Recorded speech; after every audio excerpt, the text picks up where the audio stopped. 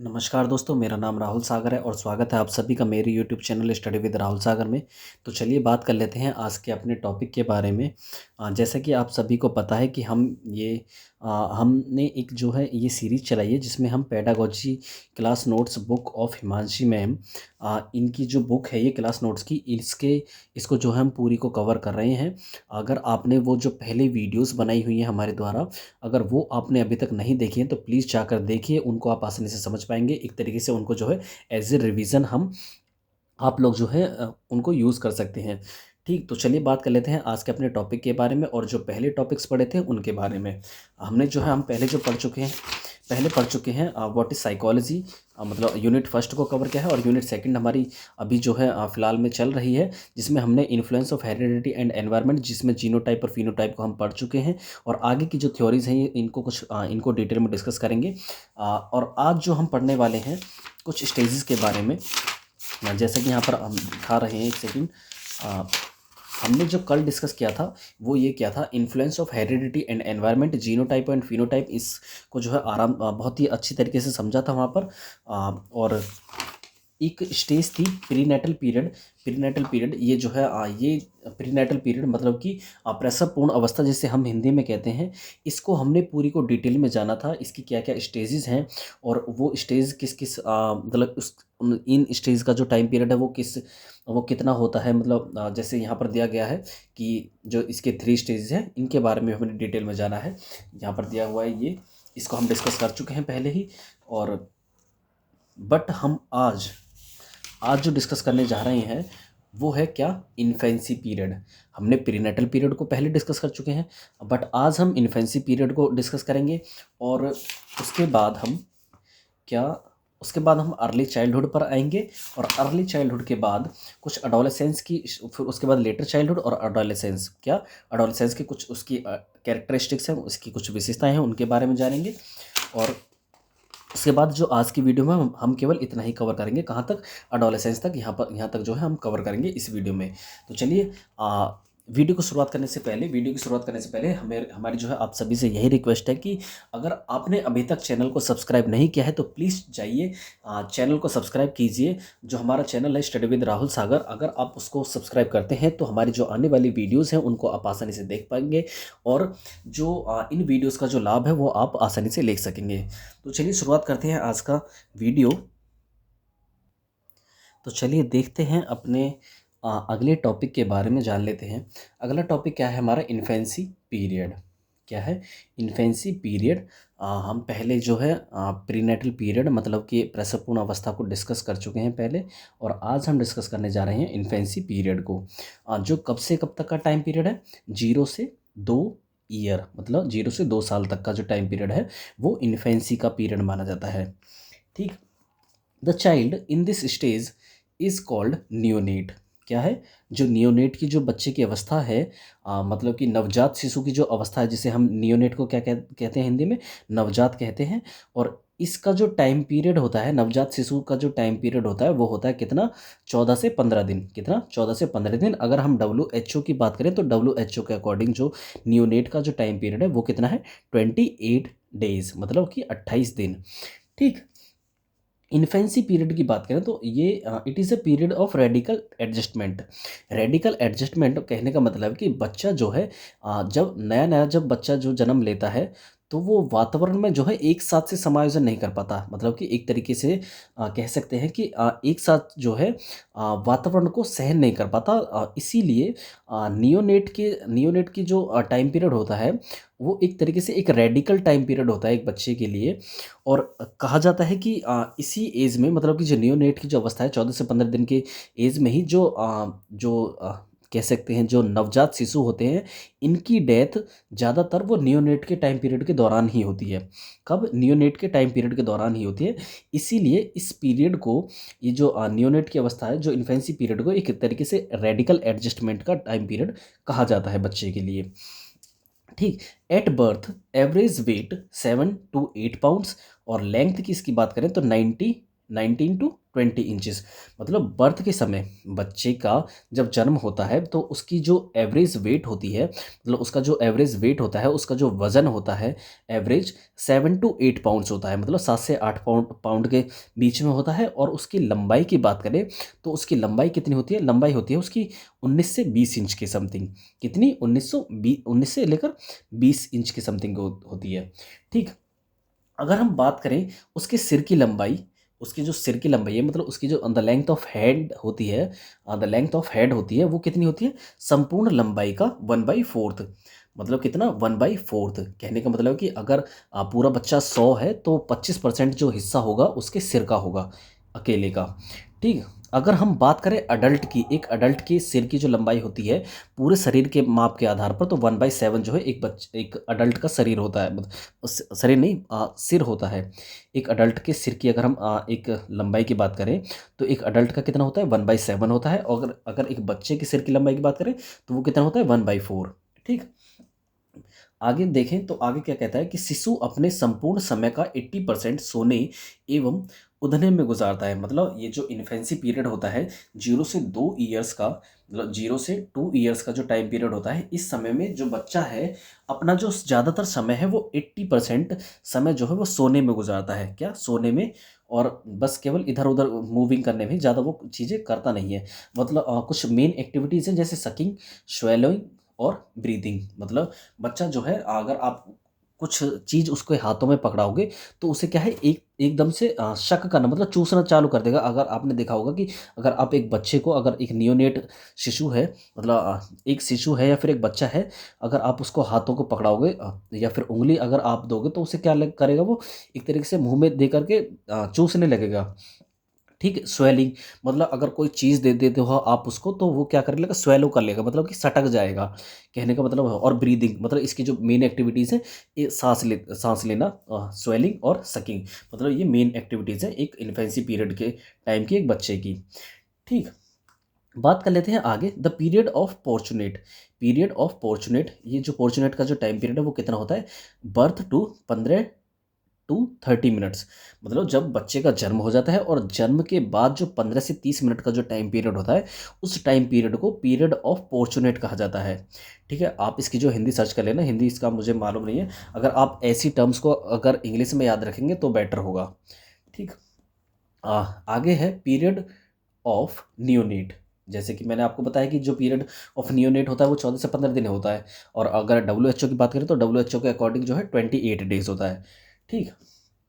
The period of पॉर्चुनेट, अगर हम इसे डिटेल में जानने की कोशिश करें तो पीरियड ऑफ पॉर्चुनेट होता है the from birth to cutting and tying of umbilical cord. Umbilical cord देखा होगा आपने, जब बच्चा जन्म लेता है तो एक नस टाइप सी देख सकते हैं आप, मतलब एक जो नाभि की जगह पर लगी होती है, उसे क्या कहा जाता है, गर्भनाल कहा जाता है। क्या कहा जाता है, अम्बिलिकल कोड उसे इंग्लिश में कहते हैं। तो बच्चे का जन्म हुआ और उसका बच्चे के जन्म के बाद उसे 15 से 30 मिनट के बाद जब उस गर्भनाल को काट दिया जाता है तो जन्म से लेकर गर्भनाल काटने तक का जो समय होता है वो किस, उसे क्या कहा जाता है, पीरियड ऑफ पॉर्चुनेट कहा जाता है। क्या कहा जाता है उसे, पीरियड ऑफ पॉर्चुनेट। बात करें आगे की, the period of neonate from cutting and tying of umbilical cord to end of second week. मतलब जब अम्बिलिकल कोड काट दी बच्चे की, उसके बाद जो 14 और 15 दिन के बीच का जो समय होता है उसे ही क्या कहा जाता है, पीरियड ऑफ नियोनेट। क्या, पीरियड ऑफ नियोनेट, मतलब कि नवजात शिशु का टाइम पीरियड। बात करें आगे, the activities of an infant. Activities of an infant, जो एक्टिविटीज़ हैं एक बच्चे की, जो एक्टिविटीज़ होती हैं, जो एक शिशु की जो एक्टिविटीज़ होती हैं उनको दो भागों में डिवाइड किया गया है। एक है जनरल एक्टिविटीज़ और दूसरी क्या है, स्पेसिफिक एक्टिविटीज़। जनरल एक्टिविटीज़ और दूसरी क्या है, स्पेसिफिक एक्टिविटीज़। जनरल एक्टिविटीज़ की बात करें तो general activities, these activities are related with the whole body of child. मतलब जनरल एक्टिविटीज़ वो होती हैं जिन्हें जो है बच्चा अपनी पूरी बॉडी के मूवमेंट के द्वारा करता है। मतलब एक तरीके से पूरी बॉडी का यूज़ करके जो एक्टिविटीज़ करता है उन्हें जो है जनरल एक्टिविटीज़ में शामिल किया जाता है। अगर बात करें यहाँ पर स्पेसिफिक एक्टिविटीज़ की, स्पेसिफिक एक्टिविटीज़ की which are related to external stimuli या फिर स्पेसिफिक बॉडी पार्ट रिलेटेड। मतलब स्पेसिफिक एक्टिविटीज़ वो होती है जिन्हें बच्चा किसी बॉडी के स्पेसिफिक पार्ट के माध्यम से करता है। क्या करता है? जिन्हें मतलब जिन एक्टिविटीज़ को एक बच्चा, एक इन्फेंट स्पेसिफिक बॉडी पार्ट के माध्यम से करता है, उन्हें क्या कहा जाता है? उन्हें स्पेसिफिक एक्टिविटीज़ कहा जाता है। जैसे activities related to eyeballs, मतलब अपनी जो आँखों की पुतलियाँ होता है, उन्हें घुमाना-फिराना, या फिर एक तरीके से बोल सकते हैं कि हाथों, अगर आप देखोगे, अगर आप एक बच्चा जो होता है, अगर उसके जो हाथों पे अगर आप हाथ रखोगे तो एक इस तरीके से ग्रैब करने की कोशिश करेगा। तो ये क्या है? एक स्पेसिफिक एक्टिविटी है। इसमें क्या कर रहा है? केवल हाथ का प्रयोग कर रहा है। अगर अपना अगर एक बच्चा मतलब अगर एक बच्चा अगर पूरी बॉडी के माध्यम से कोई एक्टिविटी कर रहा है, जैसे हाथ पैरों को जो फेंकता है, तो उसे क्या कहा जाएगा? पूरी बॉडी का मूवमेंट कहा जाएगा। तो उसे क्या कहा जाएगा? पूरी बॉडी का मूवमेंट, मतलब कि जनरल एक्टिविटी के अंतर्गत आएगा। अगर स्पेसिफिक पार्ट के मतलब स्पेसिफिक बॉडी पार्ट पार्ट के माध्यम से कोई एक्टिविटी कर रहा है, तो वो स्पेसिफिक एक्टिविटी के अंतर्गत आएगा। जैसे आई बॉल्स का घुमाना, या फिर activities related to foot movement. अगर आप देखोगे तो मतलब अपने पैरों को क्या करता है? एक तरीके से फेंकने की कोशिश करता है, फेंकता है मतलब हिलाना हिलाना डुलाना, जो मूवमेंट कराने की कोशिश करता है उन्हें। ठीक। आगे जो है सकिंग रिलेटेड एक्शंस, चूसना भी, मतलब एक तरीके से चीज़ों को वो एक तरीके से स्वेलिंग करने का, सटकने की कोशिश करेगा चीज़ों को, मतलब उसका जो कंट्रोल नहीं होता है, एक बच्चे का जो इन्फेंट का होता है, उसका अपनी जो रिफ्लेक्सेस होते हैं उन पर कंट्रोल नहीं होता है, अनैच्छिक होता है, मतलब कहने का ये है। Other characteristics of infancy period, कुछ अदर विशेषताएं हैं, कुछ अन्य विशेषताएं हैं इन्फेंसी पीरियड की। जैसे the fastest development of brain neural connection, मतलब इन्फेंसी टाइम पीरियड के दौरान जो है बच्चे के ब्रेन का जो डेवलपमेंट होता है वो फास्ट होता है। क्या होता है? वो बहुत ही तेज़ी से होता है। और breathes, sucking, swallows, discharge bodily waste, मतलब कहने का ये है कि जो बच्चे की जो इन्फेंट के टाइम पीरियड के दौरान, मतलब इन्फेंसी के टाइम पीरियड के दौरान जो बच्चे की मेन एक्टिविटीज़ होती हैं, वो क्या होती हैं? ब्रीदिंग होती है, मतलब कि सांस लेना, सकिंग मतलब कि चीज़ों को चूसना, और स्वेलिंग मतलब सटकना चीज़ों को। ठीक, मतलब यही सभी जो चीज़ें हैं, ये क्या है? एक इन्फेंट की, एक इन्फेंसी के टाइम पीरियड के दौरान की ये सभी चीज़ें जो हैं, क्या है? ये मेन एक्टिविटीज़ है, ब्रीथ, सकिंग, स्वेलोज वगैरह। ठीक। recognizes and distinguish mother's voice from others, बच्चे जो होता है इन्फेंसी टाइम पीरियड के दौरान, मतलब 0 से 2 वर्ष की जो अवस्था होती है, इस अवस्था में जो बच्चा है वो अपनी माँ की वॉइस वॉइस को, अपनी माँ की आवाज़ को दूसरे व्यक्तियों की आवाज़ से अलग करता है। मतलब एक देखते होगे आप कि किसी बच्चे को अगर उसकी माँ पुकारती है तो वो एक तरीके से सुनने की कोशिश करता है, एक तरीके से इधर-उधर देखने की कोशिश करेगा कि मतलब उसकी माँ कहाँ पर है। अगर कोई और पुकारने की कोशिश करेगा तो उसको देखेगा नहीं। कहने का मतलब ये है कि जो इन्फेंसी के टाइम पीरियड के दौरान जो है एक बच्चा अपनी माँ की आवाज़ आवाज़ को, अपनी माँ की वॉइस को पहचानने लगता है इस समय के दौरान। ठीक। आगे क्या लिखा है? Imitate simple gestures, mouth opening, tongue move, मतलब अगर इस इन्फेंसी टाइम पीरियड के दौरान जो है बच्चे जो है सिंपल जेस्चर्स, मतलब जो सिंपल जो सामान्य हाव भाव है उनकी कॉपी करने लगता है। क्या करने लगता है? उनकी कॉपी करने लगता है, उनकी नकल करने लगता है। जैसे माउथ ओपनिंग, मुंह को ओपन करना, मतलब मुंह को खोलने लगेगा, जीभ को हिलाने लगेगा। ये सभी चीज़ें जो है इन्फेंसी के टाइम पीरियड के दौरान जो है बच्चा करने लगता है। The base of futuristic life, ये जो इन्फेंसी का जो टाइम पीरियड है, ये सभी जो चीज़ें अगर इन दौरान जो बच्चा सीखता है, ये एक तरीके से जो बच्चा आगे की जो लाइफ के लिए जीने वाला है, जो आगे की लाइफ जीने वाला है, उसका एक आधार प्रदान करती है। क्या करती है? बेस बनाती है एक तरीके से। It is a sensitive period, John Bowlby कहते हैं। जो इन्फेंसी का जो टाइम पीरियड है, 0 से 2 वर्ष का जो टाइम पीरियड है, वो क्या है? वो कैसा है? सेंसिटिव पीरियड है। कैसा है? बच्चे के लिए एक तरीके से संवेदनशील काल है। मतलब जैसे मैंने आपको बताया है कि जो नियोनेट की अवस्था होती है, 14 से 15 दिन की जो एक टाइम पीरियड होता है, उस टाइम पीरियड के दौरान जो है बच्चे की जो डेथ्स हैं वो ज़्यादातर हो जाती है इसी टाइम पीरियड के दौरान, 14 से 15 के बीच में। अगर इसी दौरान अगर अच्छे से केयर कर ली तो बच्चा जो है बच्चे को आगे चल कर के कोई दिक्कत नहीं होगी। ठीक। बेसिक इंस्टिंक्टिव स्टेज, ये एक बेसिक शुरुआत की स्टेज है। और रैपिड फिजिकल चेंजेस, इस एज के दौरान जो है बच्चे की जो फिजिकल ग्रोथ है इस टाइम पीरियड के दौरान बहुत ज़्यादा होती है। और एक तरीके से तेज़ी से जो पूरी बॉडी में जो शारीरिक जो चेंजेस है, जो शरीर में जो चेंजेस आने लगते हैं, एक रैपिड चेंजेस आने लगते हैं। ठीक। आगे बात कर लेते हैं motor development in infancy. Motor development in infancy मतलब कि गतिक विकास। The reflexes are developed infancy time period के दौरान ही, 0 से 2 वर्ष की अवस्था के दौरान ही जो बच्चे के रिफ्लेक्सेस हैं वो डेवलप्ड होने लगते हैं। रिफ्लेक्सेस मतलब अनैच्छिक क्रियाएं। अनैच्छिक क्रियाएं मतलब कि जिन पर एक बच्चे का कंट्रोल नहीं होता है। क्या? एक बच्चे का कंट्रोल नहीं होता है। जैसे आ, अनैच्छिक मतलब जैसे आप पलकों का झपकना, ये जो है क्या हो सकता है? रिफ्लेक्सेस हो सकता है। या फिर कोई अन्य एक्टिविटीज़ हो सकती है मतलब जिस पर बच्चे का कंट्रोल नहीं है। ठीक। इनको जो है धीरे धीरे जैसे जैसे बच्चा बड़ा होता जाएगा, इन पर जो है एक बच्चे का जो है कंट्रोल इन इन सभी चीज़ों पर आता जाता है, और कुछ चीज़ें परमानेंट रहती हैं और कुछ चीज़ें परमानेंट नहीं रहती। ठीक। ये जो सभी कुछ ये जो मोटर डेवलपमेंट के जो होते हैं इन्फेंसी में, ये कुछ चीज़ें परमानेंट हो जाती हैं और कुछ चीज़ें परमानेंट नहीं रहती हैं। The reflex is built in responses to stimuli मतलब किसी स्टिमुलस के लिए रिस्पॉन्स करना जो है ये क्या है? रिफ्लेक्सेस के अंतर्गत आएगा। मतलब किसी चीज़ को देखेगा, उसके प्रति एक्शन करेगा। स्टिमुलस मतलब एक तरीके से एक उद्दीपक, एक इवेंट, एक ऑब्जेक्ट जो किसी व्यक्ति को एक एक्शन करने के लिए मजबूर करे, ये क्या होगा? स्टिमुलस होगा। और रिस्पॉन्स वो उसके प्रति जो रिस्पॉन्स कर रहा है, वो एक्शन कर रहा है, वो क्या होगा? रिस्पॉन्स होगा। तो रिफ्लेक्सेस जो है बच्चे में डेवलप्ड होने लगते हैं किस पीरियड के दौरान? इन्फेंसी के पीरियड के दौरान। ठीक। The reflexes are building blocks for the motor development. ये जो सभी रिफ्लेक्सेस होते हैं एक तरीके से मोटर डेवलपमेंट के लिए एक बिल्डिंग ब्लॉक्स का काम करते हैं।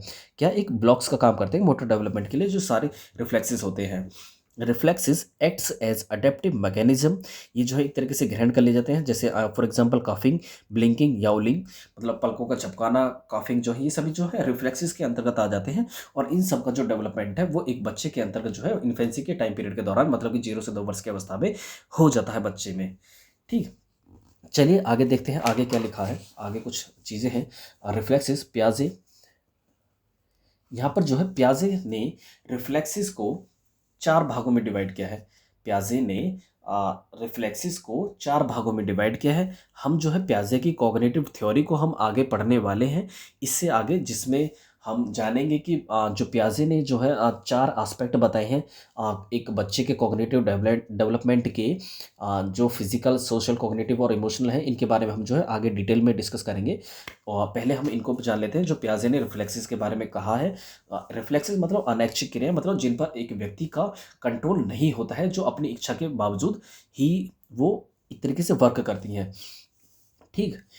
मोरो पहली रिफ्लेक्सेस है अकॉर्डिंग टू प्याजे। Moro child react to loud noise 6 to 7 month।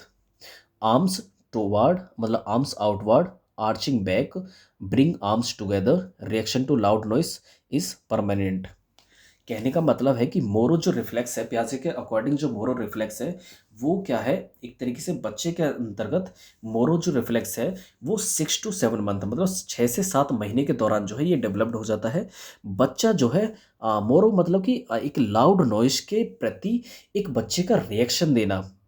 अगर बच्चे के सामने लाउड नॉइज करोगे, ज़्यादा शोर वोर मचाओगे, तो उसके प्रति जो है बच्चा क्या है? रिएक्ट करेगा। मतलब या तो रोने लगेगा या फिर कुछ अन्य चीज़ें करेगा। तो ये जो सभी चीज़ें, ये जो रिफ्लेक्स है, मोरो नाम का जो रिफ्लेक्स है, ये मतलब 6 से 7 महीने के अंदर जो है बच्चे के अंतर्गत जो है आ जाता है। और ये जो रिएक्शन है लाउड नॉइज के प्रति, ये जो है परमानेंट हो जाता है बच्चे में। ठीक। जैसे ये जो कुछ जो रिएक्ट करेगा, जैसे आर्म को टो आउटवर्ड मतलब आप हाथ पैरों को फेंकना, आर्चिंग बैक मतलब एक तरीके से लुढ़कियाँ मारना वो बोल सकते हैं, ब्रिंग आर्म्स टुगेदर हाथों को एक साथ लाना, इस तरीके से जो रिएक्ट कर सकता है बच्चा लाउड नॉइज के प्रति।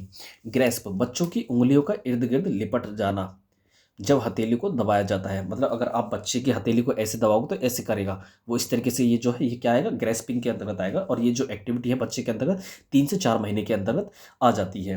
The replaced by voluntary grasping मतलब ये जो है फिर इसके बाद जो है कुछ जैसे जैसे बच्चे का विकास होता चला जाता है, ये जो सभी चीज़ें हैं मतलब कुछ चीज़ें तो परमानेंट रह जाती हैं। जैसे मैंने आप पर बताया कि जो reaction to loud noise is permanent permanent मतलब बच्चे में भी और बड़े में भी ये जो रिएक्शन है लाउड नॉइज के प्रति ये परमानेंट हो जाएगा। और कुछ रिफ्लेक्सेस ऐसे हैं जिनके प्रति जो है मतलब एक तरीके से वॉलंटरी हो जाएंगे, मतलब ऐच्छिक हो जाएंगे।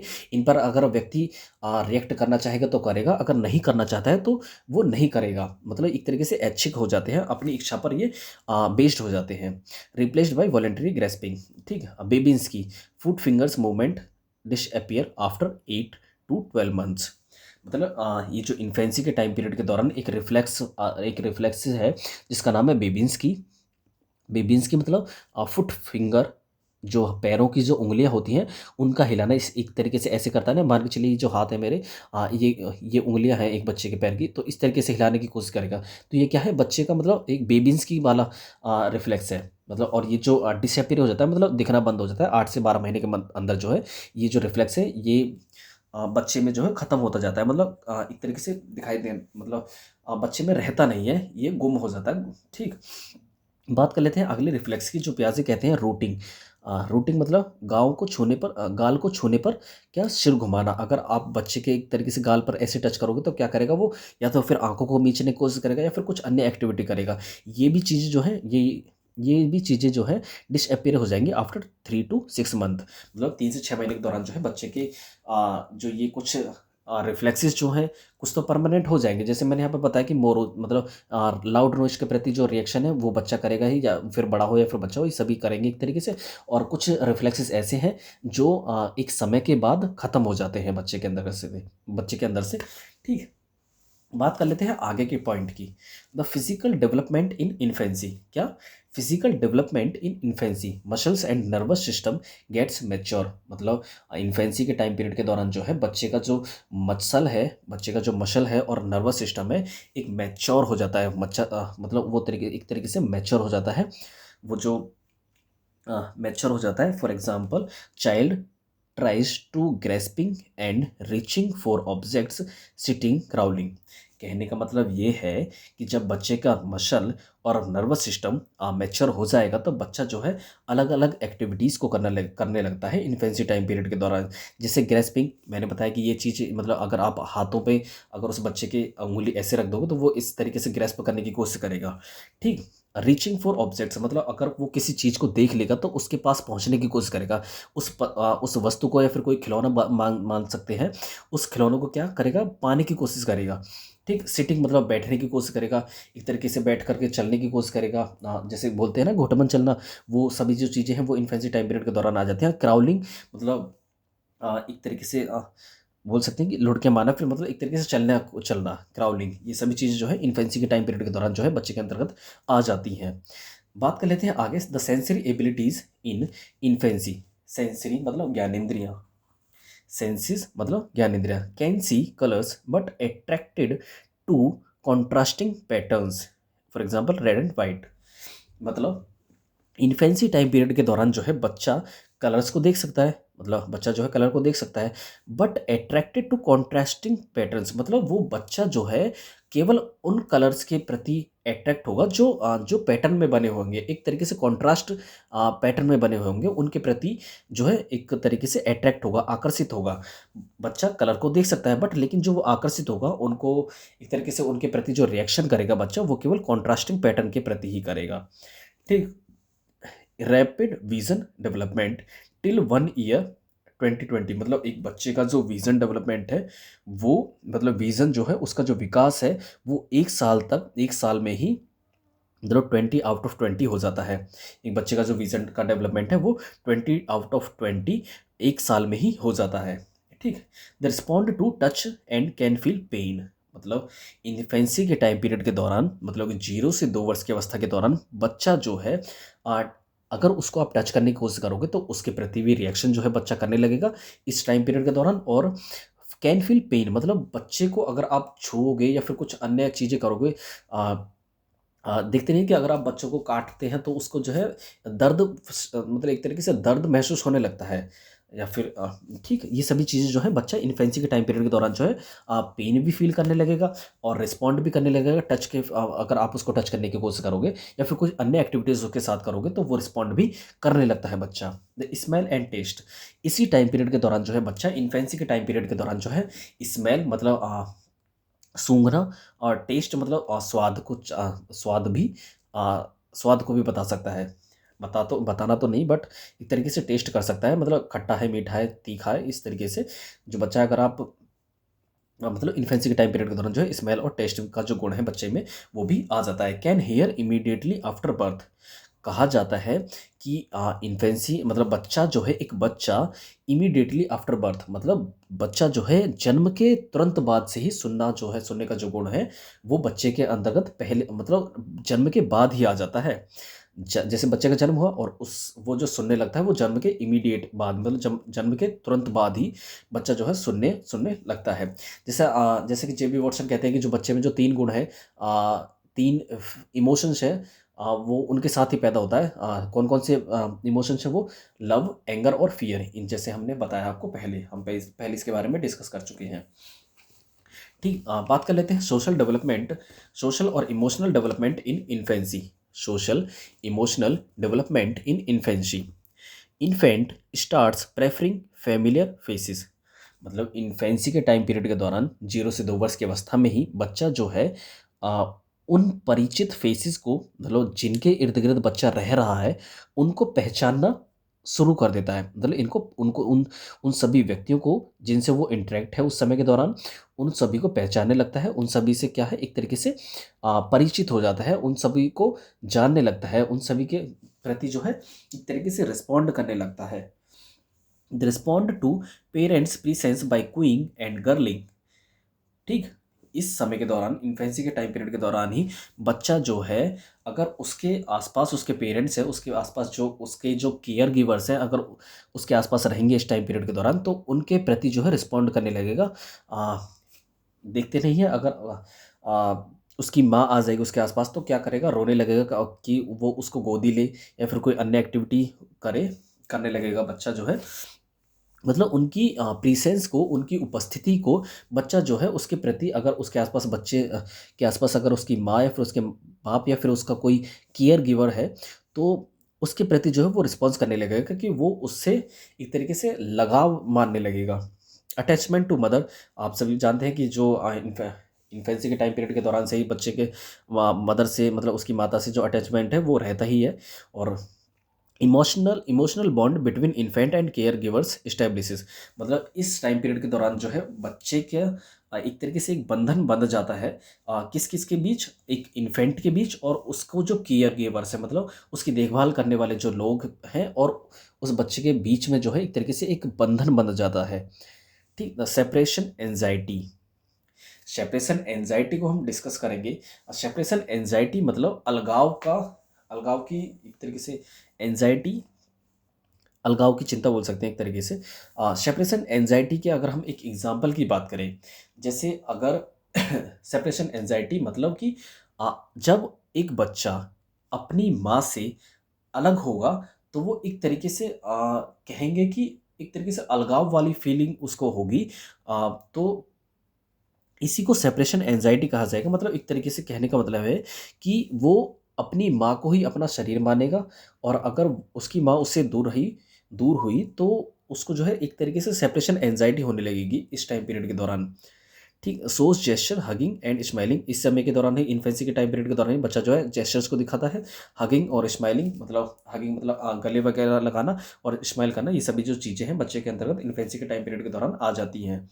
ठीक, बात कर लेते हैं आगे क्या है? Early childhood. क्या है? Early childhood. अर्ली चाइल्डहुड का टाइम पीरियड कितना होता है? 2 से 6 वर्ष। और इसकी हिंदी में बात करें तो इसे हिंदी में क्या कहता है, क्या कहा जाता है? आ, पूर्व बाल्यावस्था।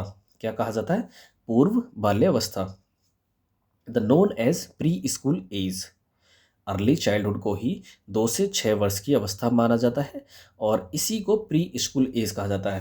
प्री स्कूल एज मतलब कि स्कूल के जाने से पहले की एज, मतलब बच्चे का जो हमारी गवर्नमेंट ने जो एक तरीके से बोल सकते हैं कि जो बच्चे का जो स्कूल जाने का समय रखा है वो 6 से 14 है। मतलब उससे पहले भी है जिसे हम प्री प्राइमरी कहते हैं, जिसके अंतर्गत क्या क्या वो आती हैं, LKG UKG वो आती हैं इसके अंतर्गत।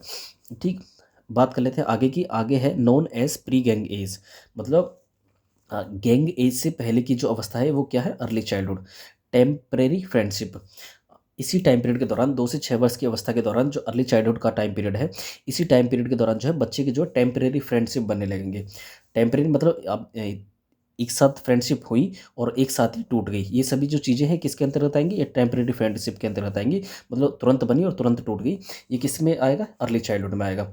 टॉय एज, टॉय एज मतलब खिलौना वाली आयु। टॉय एज किसको कहा जाएगा? अर्ली चाइल्डहुड को। ये मतलब 2 से 6 वर्ष की अवस्था में बच्चे को जो है टॉयज़ मतलब खिलौनों के साथ जो है क्या होगा? लगाव होगा एक तरीके से बच्चे का। इसी को टॉय एज भी कहा जाता है अर्ली चाइल्डहुड को। Most rapid language development and growth, इसी टाइम पीरियड के दौरान अर्ली चाइल्डहुड का जो टाइम पीरियड है, इसी टाइम पीरियड के दौरान जो है बच्चे के अंदर जो है लैंग्वेज का जो विकास है, भाषा का जो विकास है और उसकी जो ग्रोथ है वो रैपिड मतलब तेज़ी से होती है। इसी टाइम पीरियड के दौरान अर्ली चाइल्डहुड के दौरान 2 से 6 वर्ष की अवस्था में। Important period from socio emotional perspective, मतलब सामाजिक और सांवेगिक उद्देश्य से जो ये टाइम पीरियड है अर्ली चाइल्डहुड का, ये बहुत ही इम्पोर्टेंट है। सेल्फ सेंटर्ड मतलब अर्ली चाइल्डहुड का जो पीरियड है बच्चे के लिए एक तरीके से सेल्फ सेंटर्ड है। सेल्फ सेंटर्ड मतलब बच्चा जो है केवल अपने पॉइंट ऑफ व्यू से सोचेगा, दूसरों के पॉइंट ऑफ व्यू से मतलब उनको जो है इग्नोर करेगा। ये मान करके चलेगा कि जो चीज़ें मुझे पसंद है वही दुनिया को पसंद है। अर्ली चाइल्डहुड के पीरियड के दौरान मतलब कि बच्चा जो है सेल्फ सेंटर्ड है, केवल अपने बारे में सोच रहा है, ना कि किसी और के पॉइंट ऑफ व्यू से सोच पा रहा है। बालक के निर्माण का काल, इसे जो है सिगमंड फ्रायड ने इसे क्या कहा है? बालक के निर्माण का काल कहा है। नार्सिसिज्म इसे कहा है। नार्सिसिज्म मतलब NARCISESIM। ठीक। The age of irrational thinking, अतार्किक चिंतन की जो एज है वो किसके अंतर्गत आएगी? अर्ली चाइल्डहुड के दौरान, मतलब 2 से 6 वर्ष की अवस्था में ही बच्चे के अंतर्गत जो है एज ऑफ इरेशनल थिंकिंग मतलब अतार्किक चिंतक, मतलब जो वो थॉट्स देगा या फिर जिन थॉट्स के बारे में वो सोचेगा उनमें कोई लॉजिक नहीं होगा इस टाइम पीरियड के दौरान। एज ऑफ इरेशनल थिंकिंग इसे कहा जाएगा। Believes in immanent justice, believes in immanent justice मतलब बच्चा जो है एक तरीके से एक सर्वव्यापी न्याय, क्या इमानेंट जस्टिस की जो हिंदी है वो क्या होगी? सर्वव्यापी न्याय। बच्चा जो है इस टाइम पीरियड के दौरान ऐसा सोच करके चलेगा कि कोई ऐसी अथॉरिटी है जिसके द्वारा कुछ रूल्स बनाए गए हैं कि अगर मैं गलत करूँगा तो मेरे साथ भी कुछ ना कुछ गलत होगा, जिसकी जो सज़ा है वो मुझे मिलेगी। मतलब कुछ ऐसी अथॉरिटी ऊपर बैठी है जो हमको अगर मेरे गलत करने पर मुझे सज़ा देगी। तो ये इसी तरीके के जो थॉट्स हैं, जो इमानेंट जस्टिस का जो बिलीव है, जो विश्वास है, वो बच्चे में अर्ली चाइल्डहुड के दौरान आएगा। ठीक, तो ये क्या है? Believes in immanent justice. Immanent justice मतलब एक तरीके की अथॉरिटी जो हमारे गलत करने पर एक तरीके से हमारे साथ भी वो गलत करेगी। बच्चा जो है इस तरीके से सोचने लगेगा यहाँ पर इस टाइम पीरियड के दौरान 2 से 6 वर्ष की अवस्था में। Basic understanding of language skills, listening, speaking, reading and writing. बच्चे में अर्ली चाइल्डहुड का जो पीरियड है, जो पूर्व बाल्यावस्था का जो पीरियड है, इसी टाइम पीरियड में बच्चे के जो बेसिक अंडरस्टैंडिंग है लैंग्वेज स्किल्स की वो आ जाएंगी। बेसिक बेसिक अंडरस्टैंडिंग मतलब लिसनिंग की मतलब सुनना, स्पीकिंग बोलना, रीडिंग मतलब लिखना और रीडिंग मतलब पढ़ना और राइटिंग मतलब लिखना। Integrated learning of these skills is profitable. अगर इन सभी चीज़ों को मतलब ये जो स्किल्स है, ये जो लैंग्वेज स्किल्स है LSRW मतलब कि लिसनिंग, स्पीकिंग, रीडिंग और राइटिंग, अगर इनको एक तरीके से जोड़ करके पढ़ाया जाए या फिर इन तरीकों को इन सभी को एक इंटरेक्ट करके इन सभी चीज़ों को सिखाया जाए तो ये क्या होंगी? एक तरीके से बेनिफिशियल होंगी। इन सभी चीज़ों को क्या है, जो लैंग्वेज स्किल्स है, इनको इंटीग्रेटेड वे में पढ़ाया जाना चाहिए एक बच्चे को। क्यूरियोसिटी, जिज्ञासा मतलब इस टाइम पीरियड में बच्चा जो है जिज्ञासु होता है, अलग अलग तरीके के क्वेश्चंस पूछता है, टेढ़े मेढ़े लॉजिक देता है, जिन क्वेश्चंस का कोई मतलब नहीं होता है इस तरीके के क्वेश्चंस रेज करता है, पूछने लगता है अपने माँ बाप से, अपने टीचर से, अपने स्कूल में या फिर किसी अपने सहपाठी योग से, सभी से मतलब इस तरीके के क्वेश्चन करता है जिनमें कोई लॉजिक ना होता है। मतलब हर चीज़ के बारे में जानने की इच्छा होती है इस टाइम पीरियड में। लर्निंग बाई इमिटेशन, इस टाइम पीरियड में एक गुण होता है इमिटेशन का। बच्चा जो है नकल कर करके सीखने लगता है। क्या? नकल कर करके सीखने लगता है। अगर कोई चीज़ अगर वो करता देखेगा तो उस चीज़ को वो करके मतलब कर कर देखेगा और उसको सीखेगा। क्या मतलब कि इमिटेट करके देखेगा, नकल कर करके जो है बच्चा इस टाइम पीरियड में सीखने लगता है। बात कर लेते हैं आगे की टॉपिक की। आगे क्या है? Letter childhood. बात कर लेते हैं लेटर चाइल्डहुड की, मतलब उत्तर बाल्यावस्था, जिसे हिंदी में कहते हैं उत्तर बाल्यावस्था। इसके कुछ टॉपिक्स हैं, जैसे elementary school age. Later childhood को ही एलिमेंट्री स्कूल एज कहा जाता है। एलिमेंट्री मतलब प्राथमिक शिक्षा का जो टाइम पीरियड है वो क्या है, वो है लेटर चाइल्डहुड, मतलब कि 6 से 12 की अवस्था। कहीं आपको किसी मतलब कुछ जगहों पर क्या है 7 से 12 भी दी गई होगी, आप उसको जो है एडजस्ट करके वहाँ पर आंसर देकर आ सकते हैं। गैंग एज, लेटर चाइल्डहुड के दौरान ही जो बच्चा है वो गैंग बनाने लगता है, मतलब एक तरीके से गैंग में रहने लगता है। क्या होगा कि बच्चा जो है गैंग में रहने लगता है, कि छोटी ही एज में इस तरीके से गैंग बनाने लगता है, मतलब बोल सकते हैं अपने सहपाठियों के साथ रहने लगता है। एलिमेंट्री स्कूल इज कहा है किसने, एरिक एरिक्सन ने लेटर चाइल्डहुड को। गैंग एज है मतलब एक तरीके से टोली में रहने लगता है बच्चा। Age of pseudo maturity, age of pseudo maturity, परिपक्व मिथ्या परिपक्वता की अवस्था। इसे हिंदी में क्या कहेंगे, सूडो मैच्योरिटी को मिथ्या परिपक्वता। मतलब कहने का ये है कि बच्चा जो है इस एज के दौरान, इस टाइम पीरियड के दौरान, इस स्टेज के दौरान क्या है, बच्चे के अंदर जो है मिथ्या परिपक्वता आएगी। उसको लगेगा कि मैं मैच्योर हो गया हूँ, बट वो एक्चुअल में मैच्योर हुआ नहीं है। क्या, वो उसको लगेगा कि मैं मैच्योर हो गया हूँ, बट वो एक्चुअल में मैच्योर हुआ नहीं है, उसको जो ऐसा फील होगा। ठीक है। इस it is a unique time, letter childhood का जो टाइम पीरियड है वो यूनिक है। और ट्रबल सम क्वेरलसम एज, मतलब एक तरीके से झगड़े होने लगते हैं, नई नई चीज़ों के बारे में वो बात करने लगता है, थोड़ी थोड़ी बातों पर नाराज़ हो जाता है। ये जो सभी चीज़ें हैं वो लेटर चाइल्डहुड के पीरियड के दौरान होती हैं बच्चे में। और इसी टाइम पीरियड को जो है सिगमंड फ्रायड ने लेटेंसी एज कहा है। और एरिक एरिक्सन की बात करें तो इसे इंडस्ट्री वर्सेस इंफीरियोरिटी की एज कहा है। और पियाजे की बात करें तो पियाजे ने कुछ 4 स्टेजेस बताई हैं, sensory motor stage, pre operational stage, concrete operational stage और फॉर्मल स्टेज, मतलब formal operational stage cognitive development से जुड़ी हुई हैं। और पियाजे ने इसी को मतलब 6 से 12 वर्ष की अवस्था को कॉन्क्रीट ऑपरेशनल स्टेज करके मतलब अपना विचार प्रस्तुत किया है, इसने किसने, पियाजे ने। ठीक, ट्रेबल समेज, ये सभी चीज़ें हैं। अब बात कर लेते हैं अडोलेसेंस की। ये जो किसी भी एग्ज़ाम के पॉइंट ऑफ व्यू से बहुत ही इंपॉर्टेंट है, केवीएस में तो इसका जो अलग से एक टॉपिक भी दिया है। बात कर लेते हैं अडोलेसेंस की। अडोलेसेंस की बात करें तो 12 से 18 साल का जो बच्चा है वो एक अडोलेसेंस होता है, एक क्या बोल सकते हैं उसे, वयस्क, वयस्क बोलते हैं अडोलेसेंस को हिंदी में। और अडोलेसेंस मतलब Latin word adolescere which means to grow maturity. Adolescence जो शब्द है वो किससे बना है, अडोलिशियर शब्द से बना है, जो किस भाषा का शब्द है, लैटिन भाषा के शब्द से बना है। Which means to grow maturity, मतलब कि जिसका मतलब है, जिसका अर्थ है कि मैच्योरिटी की तरफ बढ़ना। क्या, परिपक्वता की तरफ बढ़ना। क्या है अडोलेसेंस का मतलब, क्या है अडोलिशियर का मतलब, क्या है टू ग्रो मैच्योरिटी, मतलब कि परिपक्वता की तरफ बढ़ना अडोलिशियर है। Stanley hall, adolescence is the period of stress and storm.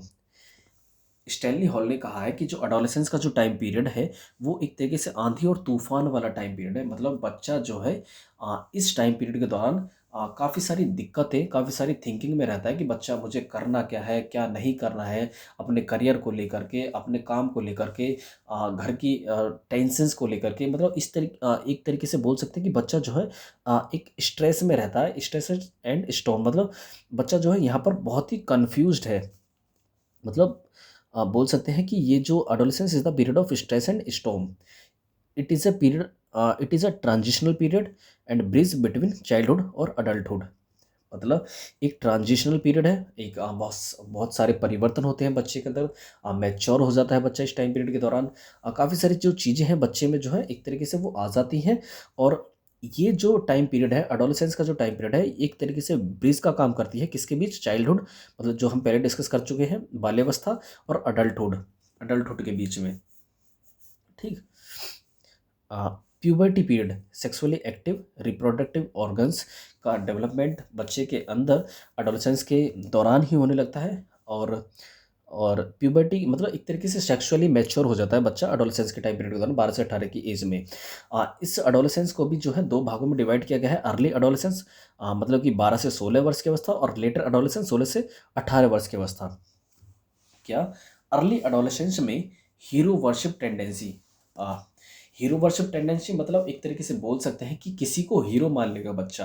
क्या, किसी या तो वो कोई एक्टर हो सकता है, या फिर कोई ऐसा, या फिर उसके पिताजी हो सकते हैं, या कोई अन्य व्यक्ति, मतलब जिसको वो है, जिसकी तरफ जो है उसका अट्रैक्शन ज़्यादा होगा। एक तरीके से कुछ भी हो सकता है, वो हीरो हो सकता है, कोई टीचर हो सकता है, उसको जो है एक तरीके से हीरो वर्शिप टेंडेंसी आ जाएगी, मतलब बच्चा जो है किसी व्यक्ति को हीरो मानने लगेगा।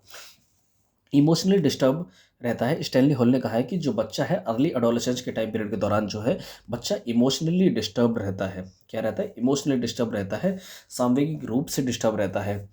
मतलब वही ना कि जो मतलब काफ़ी सारी चीज़ों के बारे में वो सोचता रहता है, उसकी जो थिंकिंग है वो ब्रॉड होती जाती है इसकी इस टाइम पीरियड के दौरान। मतलब अलग अलग चीज़ों के बारे में वो सोचने लगता है, करियर के बारे में, स्कूलिंग के बारे में, अपने फ्यूचर के बारे में। ये सभी चीज़ें हैं उनके बारे में जो डिस्कस है, जो वो थिंकिंग है, वो बच्चे के अंदर जो है एडोलेसेंस के टाइम पीरियड के दौरान बच्चे में आ जाती है। मतलब इन सभी चीज़ों के बारे में सोच करके जो है वो ज़्यादा चिंतित हो रहने लगता है बच्चा। प्यूबर्टी मतलब वो ही सेक्सुअली एक्टिव होने लगता है बच्चा। जो रिप्रोडक्टिव जो ऑर्गन्स है वो बच्चे के अंदर जो है वो डेवलप्ड होने लगते हैं इसी टाइम पीरियड के दौरान। ठीक, बात कर लेते हैं आगे। आगे क्या कहा गया? The theories of adolescence. कुछ थ्योरीज हैं जिनको हम आगे डिस्कस करेंगे। पहली थ्योरी है the theory of saltatory development, जो स्टैनली हॉल ने कहा है। जिस ये सडन चेंजेस की थ्योरी है, जिसको हम आगे डिस्कस करेंगे। इसको थ्योरी ऑफ ग्रेजुअल डेवलपमेंट जो थॉर्नडाइक ने दी है। ठीक, बात कर लेते हैं कैरेक्टरिस्टिक्स ऑफ एडोलेसेंस। क्या एडोलेसेंस की कुछ विशेषताएं? पीरियड ऑफ आइडेंटिटी क्राइसिस, मतलब बच्चा जो है इस टाइम पीरियड के दौरान जो है अपनी पहचान, जो उसकी जो पहचान है वो संकट में रहती है। वही ही ना कि जो इस टाइम पीरियड के दौरान बच्चा जो है वो बहुत ही कंफ्यूज्ड रहता है। क्या करना है, क्या नहीं करना, फ्यूचर को कैसे चलाना है, क्या जो मेरे इनकम सोर्स होंगे वो क्या चीज़ें होंगी। मतलब बहुत सारी चीज़ें हैं जो बच्चा इस टाइम पीरियड के दौरान सोचता है, और इसी टाइम पीरियड के दौरान जो बच्चा बहुत कंफ्यूज होता है, और इसी चीज़ के मतलब नई नई चीज़ों के बारे में सोचने लगता है। वो कुछ भी हो सकता है जिस टेंशन में रहता है, और आ, वो जो है चीज़ें काफ़ी सारी हो सकती हैं जिनसे जो वो परेशान रहता है एडोलसेंस के पीरियड को। Adolescence is the threshold of adulthood. एक तरीके से चौखटे दरवाजा बोल सकते हैं अडल्टहुड के लिए। जैसे मैंने बताया यहाँ पर ब्रिज जो है, ये ब्रिज का काम करते हैं किस किस के बीच में? चाइल्डहुड और अडल्टहुड के बीच में जो ब्रिज का काम करता है एडोलेसेंस। ठीक, गोल्डन एज भी है, इसे गोल्डन एज भी कहा जाता है। क्या? गोल्डन एज भी स्वर्ण काल भी है, क्योंकि इस समय जो है बच्चे के अंदर जो मैच्योरिटी आ जाती है, एक तरीके से बच्चा जो है परिपक्व हो जाता है। आ, इसे गोल्डन एज भी, स्प्रिंग सीजन भी बोलते हैं, मतलब बसंत काल भी। काफ़ी सारी चीज़ों के बारे में सोचता भी है, मतलब और खुश भी ज़्यादातर इसी एज में ही रहता है, क्योंकि वो मैच्योर हो गया है। एज ऑफ हीरो वर्शिप, मतलब किसी को हीरो मान लेगा। ठीक, मैक्सिमम डेवलपमेंट ऑफ इंटेलिजेंस, और इसी टाइम पीरियड के दौरान जब बच्चे के जो कॉग्निटिव डेवलपमेंट है वो मैक्सिमम हो जाता है, इंटेलिजेंस बौद्धिक क्षमता है उसकी बढ़ जाती है। चीज़ों को अलग अलग तरीके से सोचने लगता है, रीजनिंग, प्रॉब्लम सॉल्विंग, ये सभी जो चीज़ें हैं वो किसके अंदर, मतलब इस टाइम पीरियड के दौरान जो है बहुत मतलब अपने लेवल पर विकास हो जाता है उन इन सभी चीज़ों का। डे ड्रीमिंग, मतलब दिन में सपने देखने लगता है कि मैं वहाँ इस तरीके से करूँगा, वो सीए करूँगा, या फिर आईपीएस बनूँगा, दरोगा बनूँगा, मतलब इस तरीके से चीज़ें लगता है, मतलब दिन में ही सपने देखने लगता है बच्चा। डेवलपमेंट ऑफ लीडरशिप, नेतृत्व का जो गुण है, आ, वो उसका जो नेतृत्व का जो गुण है बच्चे में, वो भी डेवलप्ड होने लगता है। मतलब लीडरशिप का मतलब एक तरीके से अपने आप को लीडर मानेगा, अपने ग्रुप का। बोल सकते हैं कि लीडरशिप के जो गुण हैं वो भी बच्चे में जो एडोलसेंस के दौरान ही आ जाते हैं। The lack of stability and adjustment, बच्चा जो है इस टाइम पीरियड के दौरान कहीं पर जाएगा या फिर कहीं से, मतलब किसी नए इन्वायरमेंट में एडजस्ट नहीं कर पाता है। मतलब कहीं भी जाएगा तो बच्चा जो है एडजस्ट करने में जो है एक तरीके से स्टेबल नहीं है बच्चा। क्या? स्थिर नहीं है। एक तरीके से मैच्योर तो वो हो जाता है बट स्टेबल नहीं है। एक बोल सकते हैं कि उसकी जो आइडेंटिटी है वो क्राइसिस में है, मतलब आइडेंटिटी क्राइसिस का जो टाइम पीरियड है इसे कहा गया है। और लेकिन बच्चा जो है स्थिर नहीं रहता है, अ, अपने आप को समायोजित नहीं कर पाता है नई नई जगहों पर, नए नए व्यक्तियों के साथ। ठीक, वोकेशनल एंजाइटी, करियर फ्रस्ट्रेशन, ये सभी सीरियस अबाउट स्टडीज़, ये सभी जो चीज़ें हैं मैंने बताई हैं आपको कि जो पहले एडोलेसेंस के टाइम पीरियड के दौरान जो है काफ़ी सारी चीज़ें हैं जिनके बारे में बच्चा चिंतित रहता है। घर की टेंशन्स हो गई या लव हो गया या फिर अन्य कोई चीज़ जैसे करियर फ्यूचर को लेकर के अपने को टेंशन में रहेगा या फिर अन्य चीज़ें हैं, काफ़ी सारी चीज़ें हैं जिसको आप समझ सकते हैं। Mental independence and feeling of revolt. Mental independence मतलब बच्चा जो है अपनी मानसिक प्रक्रियाओं से ले अपने मानसिक रूप से जो है इंडिपेंडेंस, एक तरीके से बोल सकते हैं इंडिपेंडेंट नहीं होता है। उसके फीलिंग ऑफ रिवोल्ट मतलब किसी चीज़ को अगर किसी ने गलत बताया, अगर उसकी पेरेंट्स ने अगर उसको किसी चीज़ से को करने से रोक दिया है, तो वो क्या है एक तरीके से रिवोल्ट कर देगा कि नहीं मुझे वो करना है। एक तरीके से बच्चे में जो ये रिवोल्ट का जो फीलिंग है वो आ जाता है, मतलब विद्रोह की भावना। रिवोल्ट मतलब विद्रोह की भावना जो बच्चे में आ जाती है इस टाइम पीरियड के दौरान। मतलब अगर आप किसी चीज़ को करने से रोकोगे तो वो उस चीज़ को जानबूझकर करेगा या फिर वो मानेगा कि ये जो चीज़ मैं कर रहा हूँ वो सही है। ठीक। The development of criminal tendency, इसी टाइम पीरियड के दौरान जो बच्चे में जो है क्रिमिनल टेंडेंसी मतलब जो आपराधिक जो चीज़ें हैं वो उभर सकती हैं अगर बच्चे का विकास सही से नहीं हुआ है। ठीक। Eating disorder related to adolescence, कुछ डिसऑर्डर्स हैं जो एडोलेसेंस से जुड़े हुए हैं। एनोरेक्सिया और एक है बुलिमिया नर्वोसा।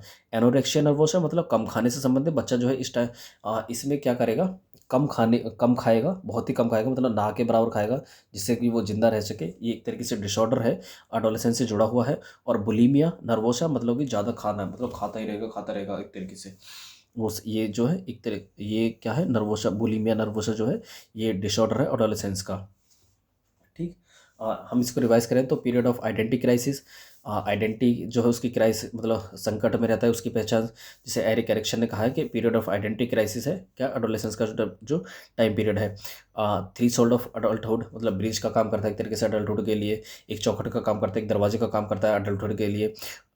ब्रिज है चाइल्डहुड और अडल्टहुड के बीच में। गोल्डन एज है, स्प्रिंग एज है, एज ऑफ हीरो वर्शिप मतलब किसी को हीरो मानने लगेगा बच्चा। मैक्सिमम डेवलपमेंट ऑफ इंटेलिजेंस मतलब उसकी जो बौद्धिक क्षमता है वो मैक्सिमम लेवल पर होगी यहाँ पर। दिन में सपने देखेगा बच्चा। लीडरशिप और नेतृत्व करने के गुण, एक तरीके से नेता बनने का जो गुण है वो बच्चे में आ जाएंगे। लैक ऑफ स्टेबल नहीं है बच्चा, स्थिर नहीं है, अलग अलग चीज़ों के बारे में सोचता है। काफ़ी सारी चीज़ें हैं जो सही से एडजस्ट नहीं कर पाता है, आसानी से एडजस्ट नहीं कर पाता है चीज़ों को लेकर के, व्यक्तियों को लेकर के, एनवायरनमेंट को लेकर के। ठीक। वोकेशनल एंड एनजाइटी, करियर का फ्रस्ट्रेशन, करियर को लेकर के फ्रस्ट्रेट रहता है। और क्या है, अपनी स्टडी को लेकर सीरियस रहता है। मतलब काफ़ी सारी चीज़ें हैं जो यहाँ पर बताई गई हैं एडोलेसेंस के बारे में। तो यही थी आज की हमारी वीडियो। और आगे हम पढ़ेंगे, आगे जो पढ़ने वाले हैं हम कुछ प्रिंसिपल्स ऑफ डेवलपमेंट है, हेरिडिटी एंड एनवायरनमेंट, कुछ अलग टॉपिक्स हैं, आइडेंटिकल ट्विंस, फ्रेटर्नल ट्विंस, इनके बारे में हम आगे जानेंगे। ठीक। आगे कुछ थ्योरीज हैं उसके बाद में। तो चलिए आज की यही थी हमारी वीडियो। अगर आपको वीडियो पसंद आई है तो गाइस आप चैनल को सब्सक्राइब कर लीजिएगा और बेल आइकन को भी प्रेस कर लीजिएगा ताकि जो हमारी आने वाली वीडियोस हैं उनको आप आसानी से देख पाएँ और उनको समझ करके अपने एग्ज़ाम में अच्छा कर पाएँ। तो चलिए, थैंक्स फॉर वॉचिंग।